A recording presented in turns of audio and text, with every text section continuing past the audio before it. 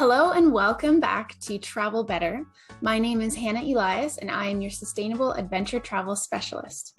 I'm very excited today to be joined by Kristen Ertz, who's coming from Hurtigruten Expeditions. Hurtigruten is one of the global leaders in small ship expedition cruising, and they also have developed some incredible sustainability initiatives and technology that I'm very excited to talk about today. Thank you so much for being here, Kristen. Thank you so much, Hannah. I'm more than happy to be here. I think, especially from a Hurtigruten perspective, sustainability is such a core, part of our operations and really a lot of the heart and soul of what we put into kind of how we move forward as a company. So thrilled to be able to get the opportunity to chat with you today. Thanks for having me. Yeah, of course. And I'm so excited to talk about all of the amazing things that you're doing. So maybe tell us a little bit about who Hurtigruten is and what you do and what you specialize in. Yeah, definitely. So we actually have kind of two arms to Hurtigruten. We have our Hurtigruten Norwegian Coastal Express. And if you can believe it, as a company, we actually started our Coastal Express route almost 130 years ago. We turn 130 next year, which is amazing considering, everything everyone has been through. So we started as a mail carrier service along the Norwegian coast. So back in 1893, there was, very infrequent mail delivered to a lot of the small coastal communities in Norway because there just wasn't the infrastructure of things like lighthouses and, especially sailing in winter above the Arctic Circle. Weather can be quite treacherous at that time of year. And so people just were not getting, a very frequent mail service. So there was kind of this call out to see if anybody in, kind of the shipping industry would be willing to take on this task. So that's where Hurtigruten came in. Our first captain, Richard With, and our first team ship, the DS Vesteralen, took on that challenge, and we started sailing between Trondheim and Hammerfest. And then we actually expanded the entire route to run almost the entire coastline. So down in Bergen, which you can see down in the south here, all the way north to Kirkenes. And Norway has the second largest coastline, second after Canada. So back in 1893, we were doing this route in just 7 days, which was, considered a huge feat of accomplishment back then. And that's actually where the name Hurtigruten comes from. So Hurtig in Norwegian actually means fast or express, and then Ruten means route. So we are the fast route or express route. So we started, obviously our roots are in Norway, but then we actually went on to do the first expedition just 3 years later in 1896 to a place called Svalbard, which on this map you can see it kind of just in the kind of top section of the map there. Now, Svalbard, it's a separate archipelago of mainland Norway, but for us as tourists, it's one of the main places you can go in the high Arctic to hopefully catch a glimpse of the polar bears. So we did that first expedition in 1896. And then, of course, since then, have completely expanded the Hurtigruten Expeditions product to 5 continents and over 30 countries. We have over 150 different itineraries that our guests can come on and enjoy with us. So, and we still have, lots of growth and new destinations that we're working towards, but I don't want to give those secrets away. Something that we're very passionately working on and expanding for future. That's incredible. I think, for those people who probably know of Hurtigruten, they might know that you obviously specialize in the Arctic and Norway and maybe the Antarctic as well, but maybe don't realize that you go to so many places around the world, which is just incredible. Yeah, and I think too, especially for us, we're very thankful. We have a very loyal clientele.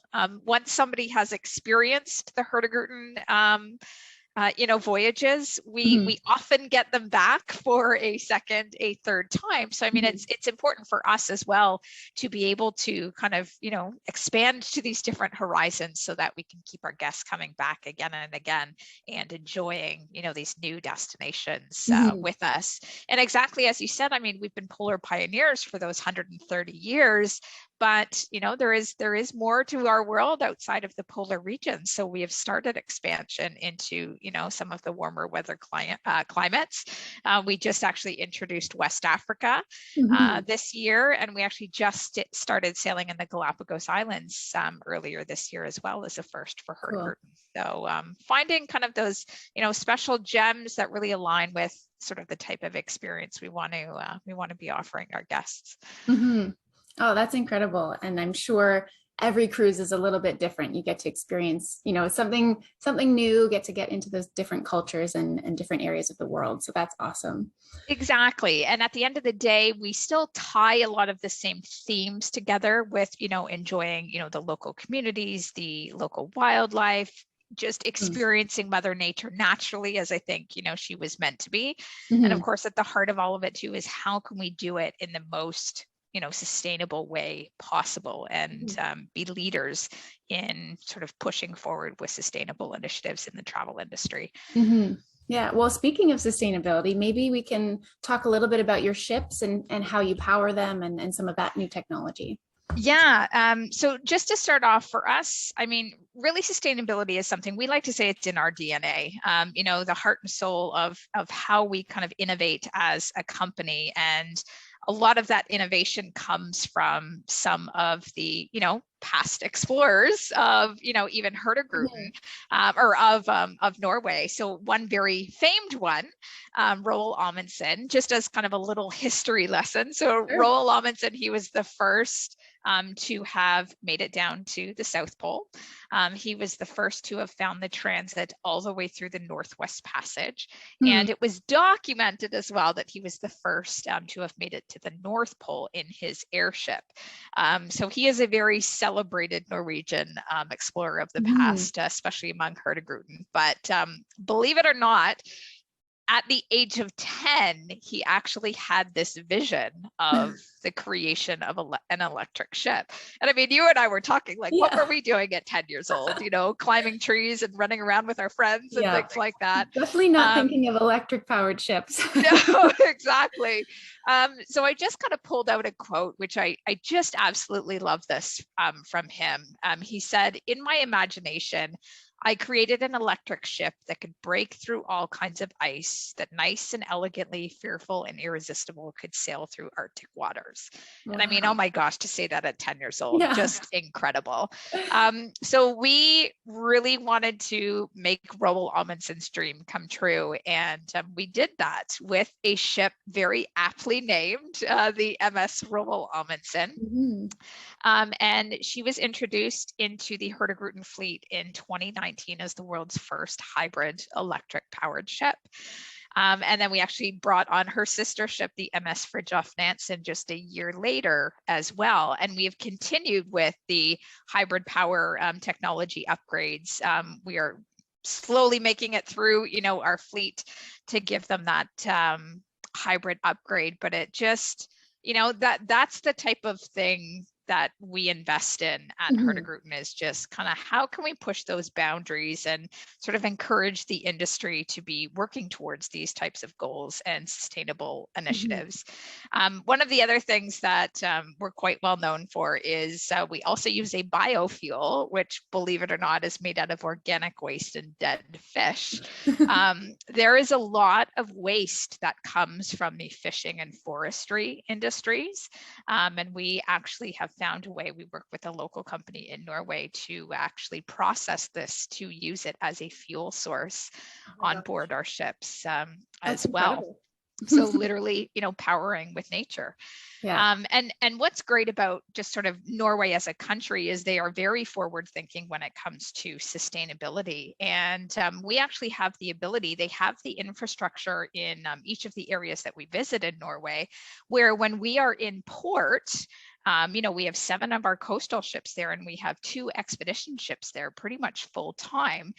When our ships are in port, we can actually plug them in. So they are operating onshore power in port, and so we are giving off 0 emissions while the ship is in port, which I think too, for anybody locally that lives near any of the cruise ports anywhere in the world, you don't necessarily want to be having the emissions from the travel industry right on your back step. So this is something where we're starting to see a lot more countries kind of take on this type of infrastructure and encourage more of that throughout the world. And on the kind of operations side of it, cruise lines starting to take on that initiative to make sure that their ships are willing and have the ability to be able to be plugged in when we are in port. So that's kind of another neat way that we've been able to work on a sustainable initiative. Totally. And then actually just very recently, we introduced a plan that by 2030, we will have our first 0 emissions ship sailing on the water. That's incredible. That is a huge feat. And the thing is, for us, it's not, we've said this, it's a talk, it's just, it's the plan is in place. We have made the announcement because the plans are in place, and this is what we are now working towards. Right. And that's, the types of things we're hoping to see more of within our industry is, let's not all just talk the talk. Let's actually walk our walk as well and start putting those plans in place for future, ways of, just being nicer to Mother Nature in this beautiful world that she's given us. Yeah. So, there's a lot that kind of goes into just the powering or the different ways you can power your ship. Because I think, unfortunately, too, and this is not just travel, but the shipping industry, has a long way to go in terms of sort of creating more of a sustainable approach to their operations. A place like Antarctica, for example, heavy fuel oils were banned down there years ago now. I mean, we opted to not use heavy fuel oils about 10 years ago. But unfortunately, that is something that's still very much a common fuel source within, some of the travel and shipping industry. So up in the Arctic waters, other than around Svalbard, most of the Arctic waters don't have that heavy fuel oil ban in place. Right. And if there ever is an oil spill or anything like that, I mean, it can be hugely detrimental, of course, to the marine life, to the small coastal communities and things like that. So we're working very passionately, with many associations and partners around the world to try and get that heavy fuel oil ban in place in Arctic waters as well, because the ecosystem there is just as important as, down in a fragile place like Antarctica as well. So there's always that push, always that, fight the good fight to make sure that we are all doing what we can to keep preserving, these places that, of course, are already being affected so heavily by, climate change. Oh, totally. Yeah, I love that. And I think that's what's drawn me to Hurtigruten from the beginning is you're so inspiring in the way that you try to be at the forefront of all of these movements. And so I think you've really inspired a lot of other companies as well to at least start thinking about how they power their ships, where their emissions are going, how can they improve their carbon footprint. And I keep going. Hurtigruten's doing incredible things. I think so too. And I mean, it's part of why I'm so proud to work for this company. It's one of those things where you go to bed at least being able to sleep a little bit better at night, knowing that this really is, kind of the heart of what we are trying to push for the better for our planet, for our industry. Yeah. Well, speaking of more onboard activities, maybe you can tell us a little bit about some of the food and the sourcing of your food on board. I know you talked a little bit about waste and that sort of thing, so that probably ties in. And like kind of going with the waste aspect of it as well. Of course, we know just single-use plastics is a huge issue around our world. So that was one of the first things we did as a major, sustainable initiative. We were the first major travel company and cruise line to do this. We did it back in 2018, completely removed single-use plastics from our operation. And this actually was something that it was an idea by one of our expedition team members, and cool. I think that's what I love too, is it's not just these high-level executives sitting in an office saying, how can we make, the Hurtigruten experience more sustainable? It is very much a joint effort throughout all of us, where if we have a suggestion, they want to know about it, and we want to try and put, actions into place. So this was something we did back in 2018. And in just 4 months' time, we had completely rid single-use plastics from our entire fleet. That's which amazing. Was awesome. And of course, we've carried that into our onshore operations as well. Like even for us in a sales capacity, our brochure supplier, for example, used to package all of our brochures up in plastic to put them in a box to then ship out, around North America. So we actually went to our brochure distributor and said, could you just eliminate that layer of plastic? I mean, it's not really needed. No. You just put the brochures in the box and send the box. And they actually kind of were surprised that we suggested it, but thankful, because at the end of the day, it reduces, waste for them, and it reduces cost for them as well. So even kind of into things that you don't necessarily think of on a day-to-day, just in our sales world, removing something like single-use plastics. And then when it comes to things like how we source our food, we try to source as much food locally as possible, because especially an emissions standpoint, we want to limit the amount of miles that the food is actually traveling to get to our ships.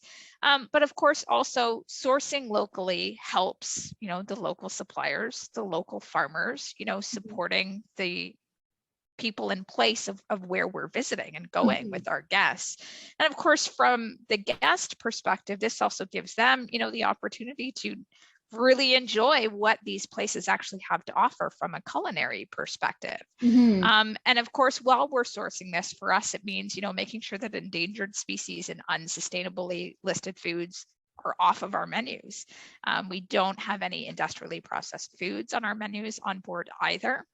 And we actually work with a company called the EAT Foundation to work on the continuous reduction of food waste on board. And one of the things that's kind of different, say from a buffet perspective, for example, I think we're kind of typically used to like, okay, there's like a huge area where you can grab some potato salad or whatever, to put it on your plate. And the way we actually do things on Hurtigruten is everything is very individually laid out, even if it's buffet, so if it's your, yogurt for the morning, it's just in like its own little glass, kind of shot glass almost. So it's like your individual serving, so that you're not dolloping and wasting, you're taking your individual serving and that's what you want. And then if you find you want more, go back and take another individual serving. It's amazing when you plate things on an individual basis, how much less people actually take, and kind of almost only take what they eat. Another neat thing we do when we are in places where maybe we're there for an evening or an overnight or something like that, and our guests do have the ability to maybe go ashore and try a local restaurant, we will actually ask our guests to let reception or let the restaurant manager know that they won't be on board for dinner, because then we won't actually make their meal for that night, like their portion of a meal. Because say, on a ship, if say it's, Amundsen, where we can hold up to 500 people, say 300 of them chose to go ashore, to enjoy a meal that night, that's 300 people's food that you don't need to cook and waste and have it sitting there and not be eaten on board. And that's kind of one of the nice things with the small ship cruising. It is such an intimate environment that literally it's like, yeah, just go talk to reception. Let us know if you're staying for dinner or not. It's like, when you're going to visit your parents, are you staying for dinner or not? Yeah. So there's kind of that great, kind of mutual understanding of it on board, that we don't just want to be making all this food for the sake of making food. Right. When we don't all need to be eating 24/7, it's just, it's, and I think we get into that habit when we travel. We eat way more when we travel than probably what we do individually at home. So we're trying to, kind of change that mindset a little bit in how we prepare and offer our food to our guests. I promise no one will go hungry, don't worry. But it's it's just things to be mindful of, when you are dining on board any cruise ship or in any hotel or anything like that. So things we're very proud of continually working with is just how can you continue to reduce food waste.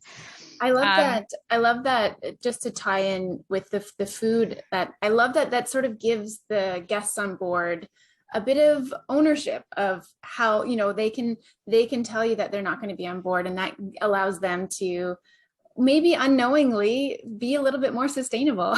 Yeah, exactly. And it's such a simple thing, but over every voyage, over years, it can really make a big impact.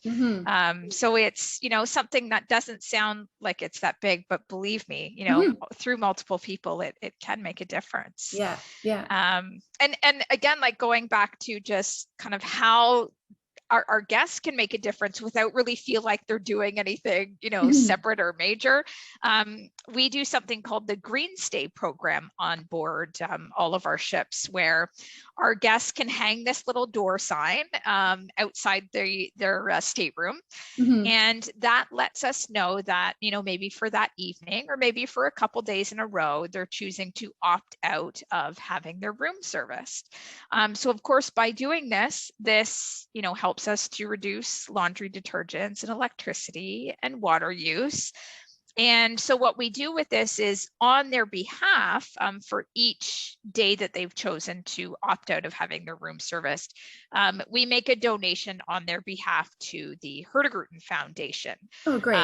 And I'll tell you a little bit more about what we do with the Hurtigruten Foundation later on in our chat. But this, again, it's kind of a simple way where, at home, I don't change my towels every day. No, me neither.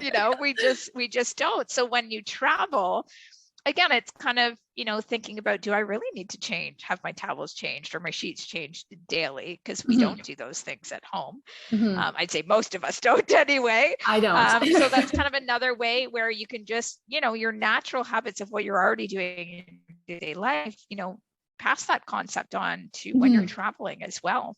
And I think even just with kind of our experience through COVID these last couple of years, hotels, if you've noticed or experienced yourself, haven't been going in and cleaning as frequently. And then you kind of realize, I don't actually need it, the way we were used to it of daily, sometimes twice daily if you're getting morning cleaning and evening turn down and all of that kind of stuff. So again, it's like simple, small things, but all together can make a big impact.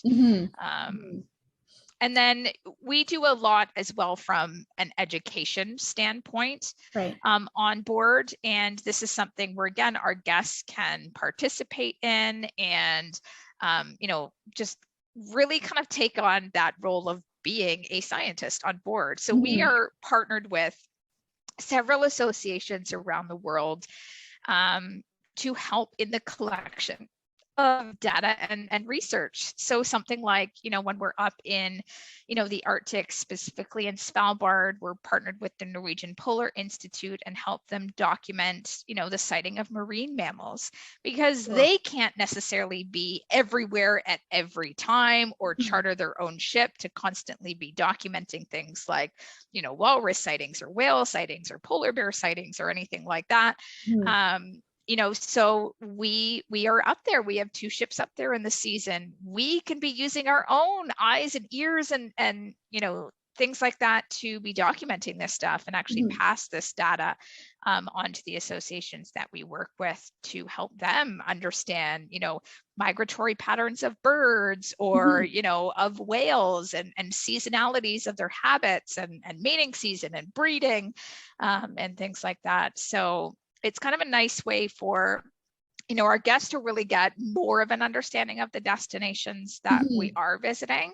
And I think too, with that education and being able to like see these things firsthand, I think it changes your mindset with maybe some of the things you could be changing or doing for yourself at home.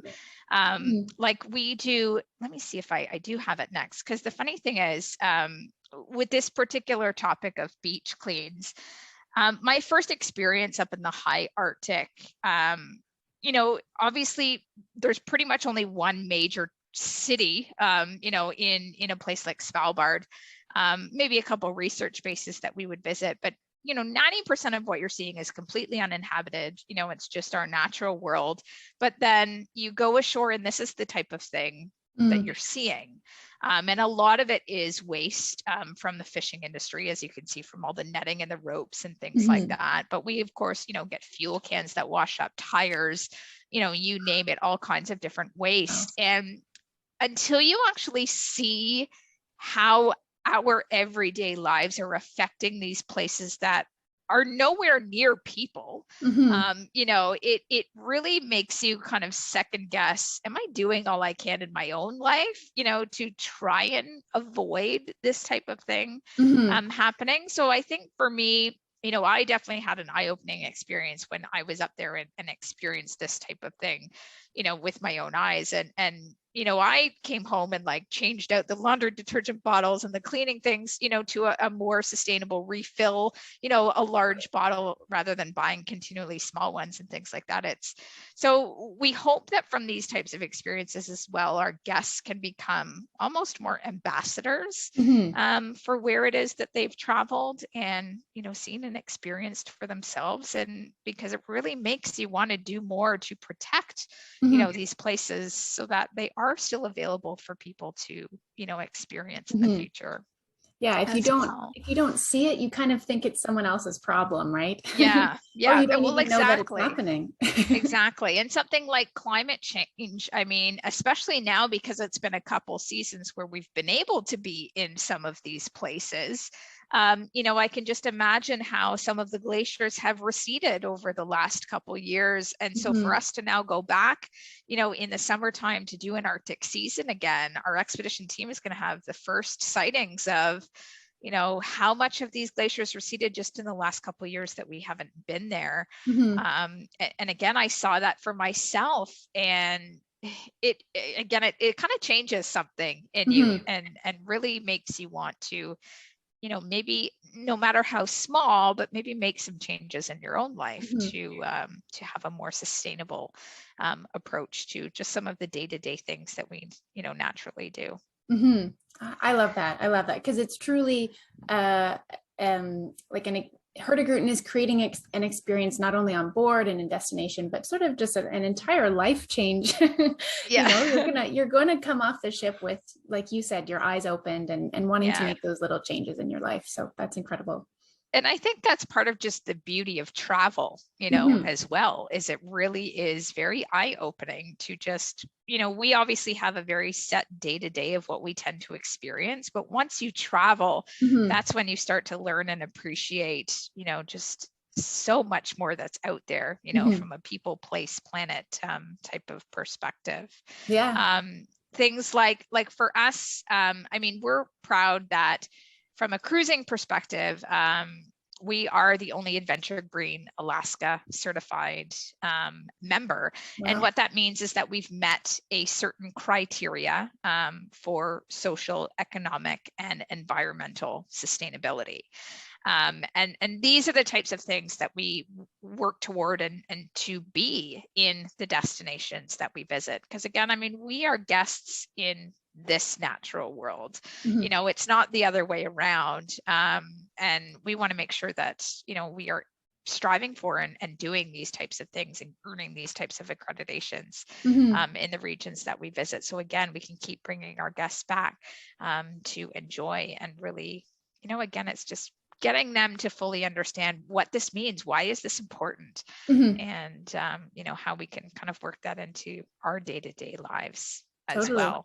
Yeah. And I mean, going along with the destination, how can we be respectful of what it is that we're seeing? So with our expedition team, we have, we call them briefings that we do with our guests before we ever step foot on shore, no matter where in the world we're traveling.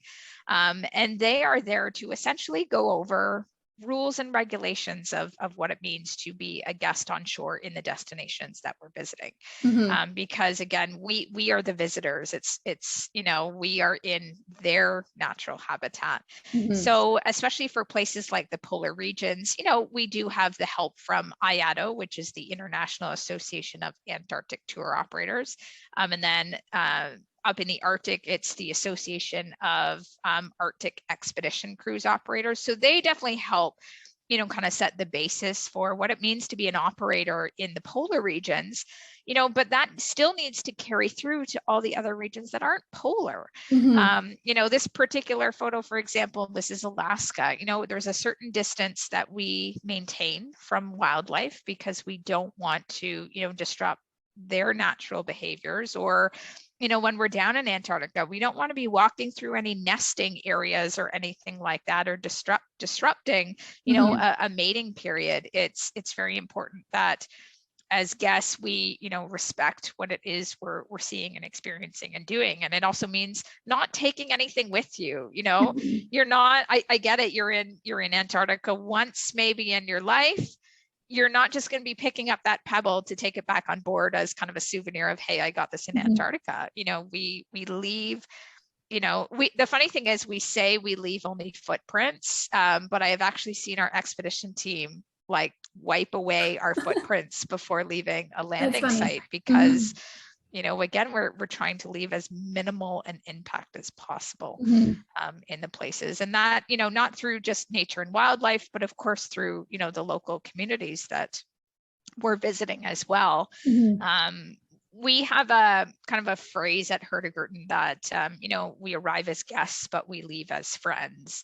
And it's very important that there's a mutual respect between, us and the communities that we're visiting, especially some of the, much smaller communities that may only have maybe a couple hundred people in total, if that. I get that we should be there for the day because the itinerary says that we are, but how do we know that that small community may not be, say, grieving the loss of somebody?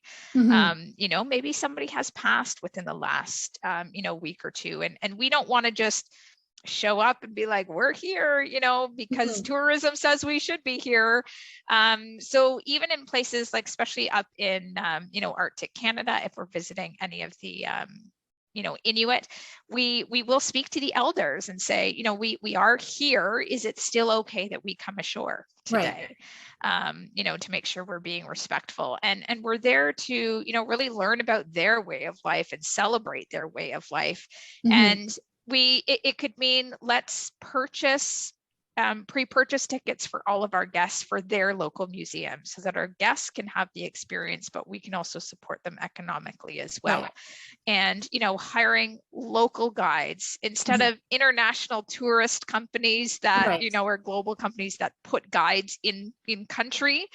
Let's actually hire the guides that are from the country, from the community, to make sure that we are, first of all, I think it gives the most authentic, experience for our guests, but in turn, we're there because we want to support, the communities that we're visiting as well. Yeah, of course. It really, it's just, it can't be just because of tourism. Oh, we have to be there. We've paid to be there. That at the end of the day, and that sort of goes along with the spirit of expedition as well, is, there can always be a plan A, plan B, plan C, because things change. We want to, change opportunities as they arise. And that goes with the communities as well. If yes, maybe we were meant to be there for the day, but maybe they're going through something, themselves and just aren't ready to face tourism that day. That's, completely fine. And it needs to be respected. And we changed the plan for the day. That's incredible. I'd never really thought about that. I mean, it's not something that you as a guest on board maybe would think about, that like, oh, maybe today we're not actually welcome in this community, and that's okay. And that's totally up to the people who are living there every day. That's amazing to think about. And it kind of goes back to, we don't have a right to be any of these places. We are lucky to be. It is an opportunity. So it's just kind of taking that perspective of, yes, we want to visit these places. We want to do what we can to support and build that relationship, but it can't be at the detriment of one or the other either. It can't just be for the sake of the tourism dollar. So things we are very passionate about at Hurtigruten. So, and then I did promise that I would talk about the Hurtigruten Foundation. Of course, yes. So we use the foundation to, again, kind of go one step further, especially from a financial standpoint, to support global and local initiatives for sustainability, for people in place and wildlife and community. Because again, we're trying to do what we can to support where we're going and where we're bringing our guests, and just do what we can, for the bettering of everybody. We choose different causes throughout the year. And what we typically do is kind of as a Hurtigruten Christmas gift, there's always one, that we might highlight or do a little bit more for. And one that has always stuck in my mind, that we did, there was a school in Puerto Eden, which is a tiny little Chilean port, literally at the bottom of the world. They are not very frequented by, tourism or cruise ships or anything like that. You can't dock there or anything like that. We go ashore with our Zodiacs. And the last time we had the opportunity to visit Puerto Eden, their school, we noticed, they were working off 3 very old, it's almost like our version of a DOS computer, from back in the day. So, that's what they're using as computers. They're rationing things like paper and pencils, and, just really, it's a heartbreaking thing to see and experience. But yet this is still the kids that you see, they're still smiling, they're still loving life. And oh my gosh, does it make you totally appreciate, everything that you have in your day to day. So we knew we were going to be visiting Puerto Eden on this particular journey, and we hadn't had the opportunity to visit them for a couple of years at that point. So we came prepared with school supplies and things like that we could leave behind. And we actually also invited the kids to come on board our ship. And it was Roald Amundsen that was down there most recently. And so the kids loved driving the elevators, they just had a blast. They met the captain, they sat, at our piano and sang with our pianist on board. And they had created all these drawings and pictures and paintings that they wanted to donate and give to the ship. Oh my God, I get teary-eyed when I talk about it, because, they have so little, but they wanted to give so much to us. And so even just, with what we were able to bring down with us on the ship, we, decided to make them sort of our Christmas gift. And we sent, and oh my gosh, you can imagine the blast that they had in our science center with our microscopes and everything like that. So we actually took the concept of our science center and purchased microscopes and new laptop computers and, more school supplies and things, and delivered them to Puerto Eden, to the school there for the school kids. And there's a lot of that type of thing that we do. And this is just one school in one location. And we spread this throughout, the places that we visit, and, not just community, but also just, protecting what Mother Nature has given us, protecting wildlife. So there's so much that happens behind the scenes that, we don't see. And this is the type of stuff that's happening and that our guests are experiencing firsthand. And, again, it's just going back to, it really changes your perspective. Right. on life in our world, and how I think privileged we really are in our day-to-day. Absolutely. When you do have the chance to go and experience and visit these types of communities as well. Wow. So, Yeah, that's just amazing. And like you said, travel is a privilege. It's not a right. So the fact that we can go and feel good knowing that we're going with Hurtigruten and our money is going towards, not only incredible sustainable technologies on board, but also these wonderful communities that you're visiting. That's just so great to see. So congratulations and thank you for doing the work that you do. No, and I mean, and it takes a special person like yourself to focus on, our type of company, and for you yourself to help educate, on things like sustainable travel, because not everybody is aware that there is a version of travel that you can do it sustainably. Yeah.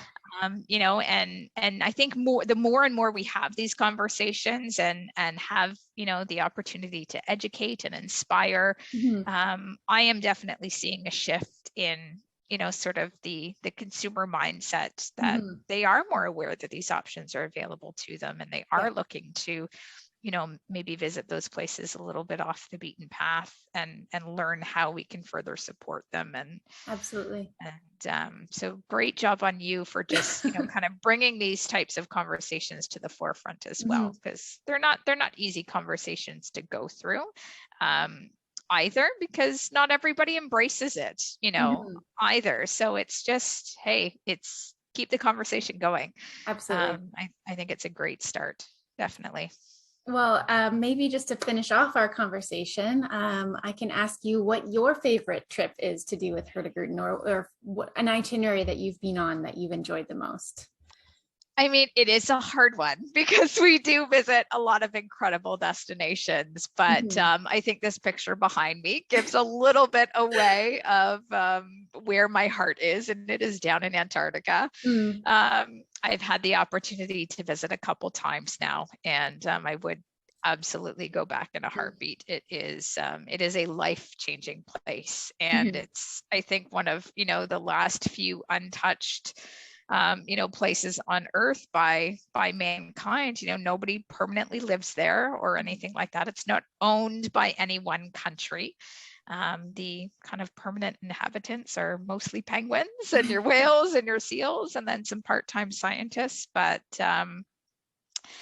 is life-changing. And the funny thing is, somebody had told me once, until once you've gone down to Antarctica, you'll have no idea how to explain it to anybody else. And I was like, oh, I get it now. I totally get it. And I mean, I'm in sales. I should know how to explain these things, but I think it just does something to you. It is life-changing. That, I think, is the best word to describe Antarctica.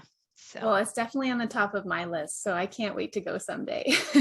We're gonna have to get you down there, Hannah. Oh, I mean, you're just gonna have to experience it once in your life. It's incredible. I can't wait. Well, thank you so much for joining me today. I really appreciate all of your information and your beautiful pictures and learning more and more about what Hurtigruten does. So thank you for your time, and I'm sure our viewers have learned quite a lot today. So. Yes.